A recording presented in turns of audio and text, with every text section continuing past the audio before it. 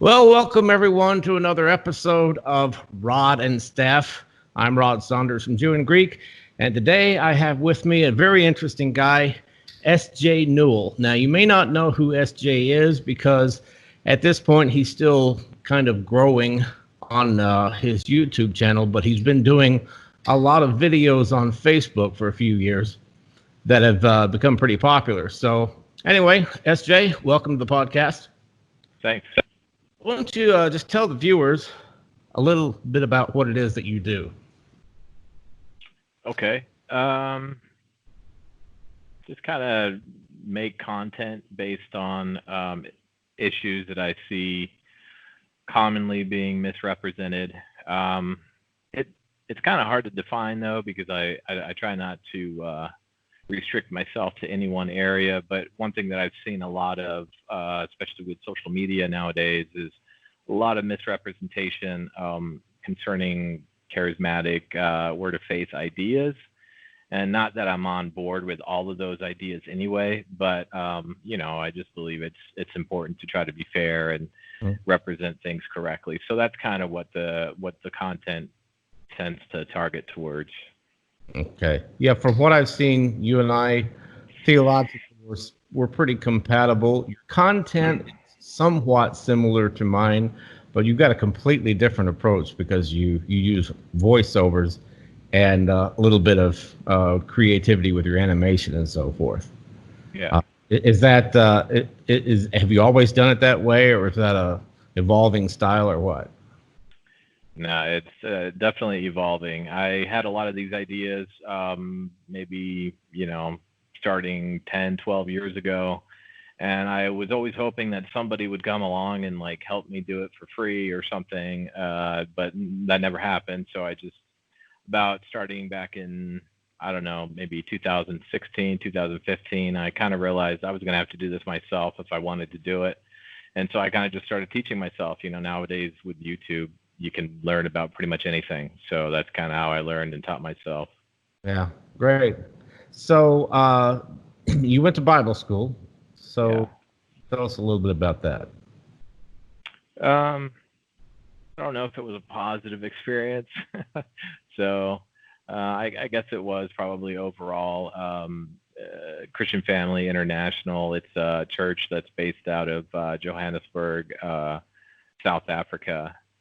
And just spent 2 years there. After 2 years, I kind of just started feeling like it was supposed to be 3, but I kind of was starting to, that's kind of a story in itself, because I kind of had a lot of issues trying to work my way up in the traditional church ministry structure. And that's kind of how I landed to doing what I'm doing now, because it just never really quite worked for me. And so, but that definitely have some background with some of those experiences. Yeah, I went to a 2-year Bible school, and it was very difficult for me because I'm an artist, I'm a musician, and I always felt like it was too structured an environment for me, but I stuck it out and I graduated. But it wasn't always pleasant. But looking back on it, I'm so glad that I went, because it gave me a foundation. I got exposed to some things in Bible school that I never probably would have been exposed to otherwise. Like, first time I ever heard of a Strong's Concordance was in Bible school. Systematic theology, I'd never heard that term. I didn't know what the hypostatic union was. So it kind of opened my mind to theology and apologetics being in that environment, and then I've just taken it from there. But it gives you that routine, of constantly studying and learning. So I've noticed that in some of these videos, you talk about some of the same people that I talk about.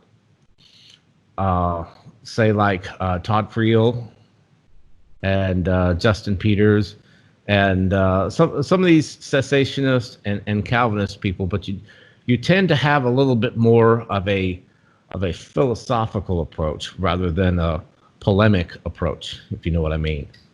So just fill us in a little bit on your approach, your logic, and the philosophy underlying what you do. Okay. Yeah. I don't have anything against, those guys. And I'm sure in a lot of ways God's using them. Honestly, I don't listen to them probably as much as I should. That's kind of one of my things is I want to start hearing these other views and kind of expose myself to them more often.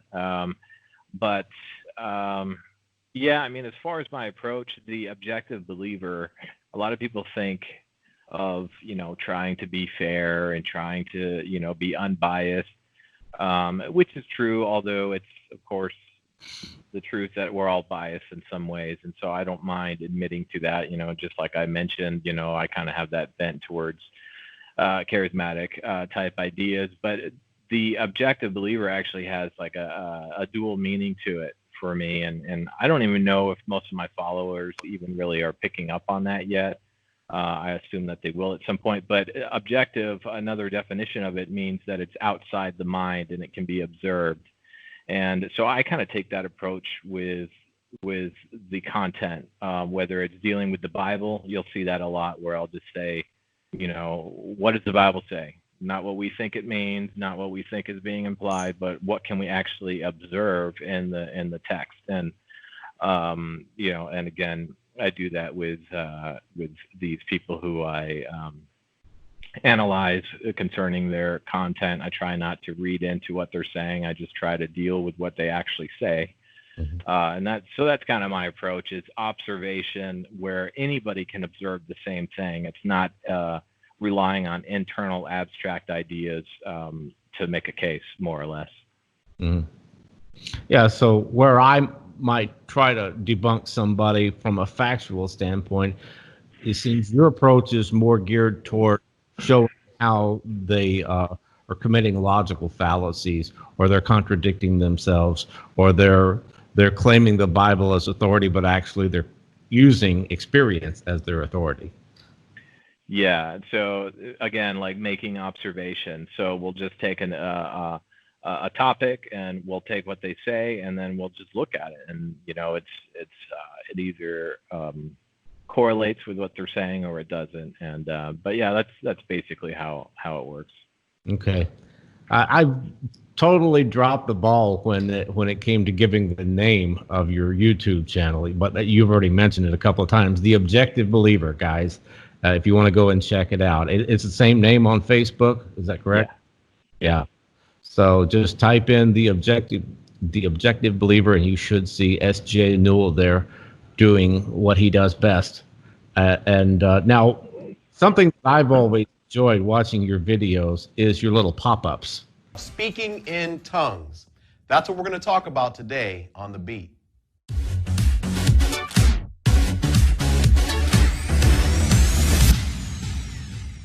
There is not one example of this type of tongue found anywhere in the Bible, and there are no records of it being used this way. Speaking in tongues is a spiritual gift, which means that it is the Holy Spirit who distributes the gifts to each believer as he sees fit. Did you post for those? It's ridiculous, but yeah, I did. Yeah, no, it's an entertaining little technique, where you I guess you just posed for a shot and then you did a cutout, and every once in a while SJ pops up and gives a curious look at whoever is talking. Yeah. Pretty entertaining. So, what are your plans? Are you going to just focus on YouTube for now? Do you want to write any books or do a blog or what are your future plans for this? Well, the main platform for us is Facebook, but we have been on YouTube for consistently probably for about a year and a half now, and but yeah, we're always expanding. I do have plans of writing a book, but that's way down the road. The idea is as I create the content that I'm creating, at some point that'll all be put into a book. And so, but yeah, just keep moving and stay open and try to stay humble and just see what God wants. Yeah, sometimes other people help you to stay humble. Oh yeah. So, what's your favorite video of all of them that you've done, or your most popular video? Most popular video. Well, we have different kinds. On YouTube, probably one of our most popular one was a rebuttal that we did to Matt Chandler, a short clip that was getting a lot of shares on Facebook, and that one got picked up by some other more popular platforms, and so it kind of took off. So that's one. Matt Chandler, for those of you who don't know, he's a Reformed pastor in Texas. He's not a heresy hunter, but sometimes he does say things that are just totally at odds with the way that SJ and I believe. But you've also had an exchange with Justin Peters, correct? Yeah. I've talked to Justin Peters before. So how did that go?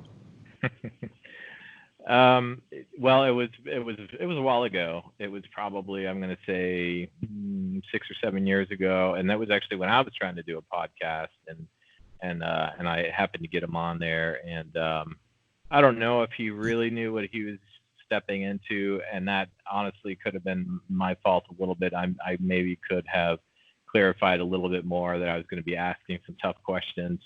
But again, Justin Peters, I'm sure God's using him to do some great things. Obviously, there's disagreements there. But I think we mainly talked about calling people out. And when I say that, I'm actually having an issue right now on my Facebook page where a lot of people are misunderstanding that concept. When I say call somebody out, I mean you name them and then you give them a label like false teacher or false prophet. I don't mean that you name them and then you address something they said. Of course, I believe it's okay to name somebody and address something they said. Otherwise, how are you supposed to correct anybody? I've recently, with a video that we're doing on Facebook right now, I got a lot of people thinking that I was being hypocritical. So anyways, I had to clarify that. No, it's okay to call people out publicly if you want to have a discussion with them, and talk with them. And so, but of course, we know Justin Peters tends to go that step further, where he's, he believes he has the authority to label people heretic and false teacher and things like that. So that was kind of the focal point of the discussion that I had with him. Now, and with all of these guys, whether they're Calvinist or cessationist, or even if they're charismatic, but they disagree on certain issues, we've got a lot more in common with them than our differences. Way more in common. Yeah. We all affirm the essentials. Now, they would say that we don't affirm the essentials, but when they're opposing abortion, when they're taking issue with Catholicism or the cults, Jehovah's Witnesses, Mormons, or whatever, opposing abortion, anything like that, I'm with them on those issues. And so I don't like to sound like I'm condemning, but I don't think I ever have just come right out and condemned people.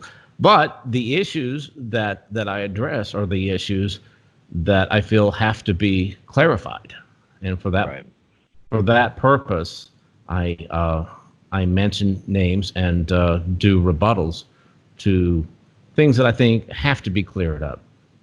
Otherwise, people have got the wrong impression, and there are things that they could learn and benefit from that, as long as they've got the wrong impression, they can't learn, they can't benefit from, or they will just spread the misinformation around. So, anyway, well, I just wanted to introduce everybody to SJ. Go check out his Facebook page and his YouTube channel, and I guess you're on Twitter also.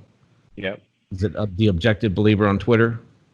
It's I see, I'm not on there very often. I think it's the original and then _OB, the letter O. Be Objective Believer.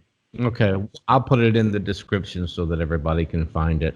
Okay, so thanks for joining us, and I'm sure that SJ and I will be doing podcasts together in the future as more and more content gets out there and more people are talking about it. So anyway, thanks for watching, everybody. We'll see you next time.